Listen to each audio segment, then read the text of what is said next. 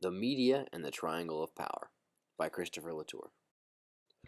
Barth and Foucault define a relationship between the author, text, and audience with the triangle of power.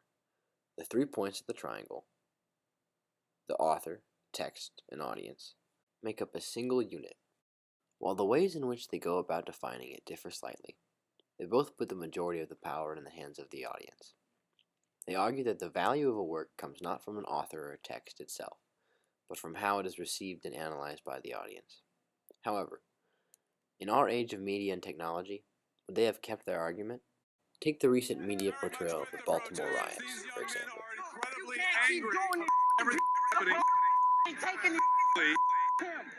In our modern age, the triangle has been modified.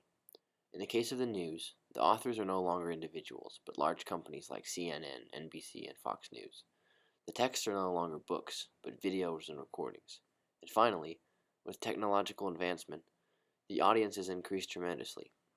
People spread over large distances are now connected by new text like videos and news clips.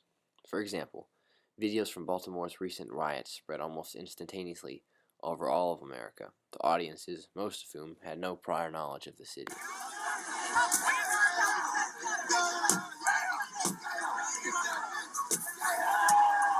The recent media portrayal of the Baltimore riots have been filled with videos of citizens burning cars, looting stores, and destroying property. News stations air the most exciting story, and exploding cars and violence are much more exciting than peaceful protests.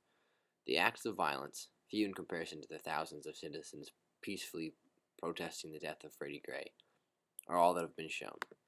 The audience, seeing only one of the extremes and having no outside knowledge of the events, is left in a tough spot.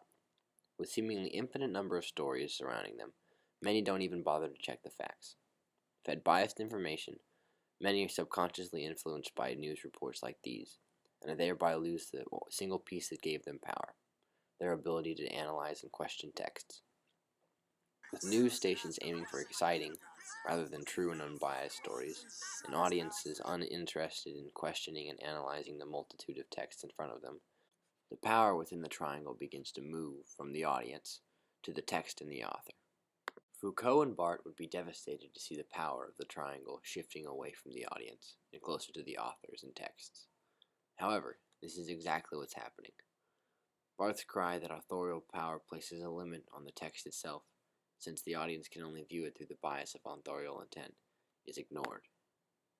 To answer the question, today, neither Barth nor Foucault would agree that the power is held entirely by the audience. Where is it now, and which direction is it moving? Well, that's hard to say. Hopefully we'll decide which direction we want to move it before it's too late.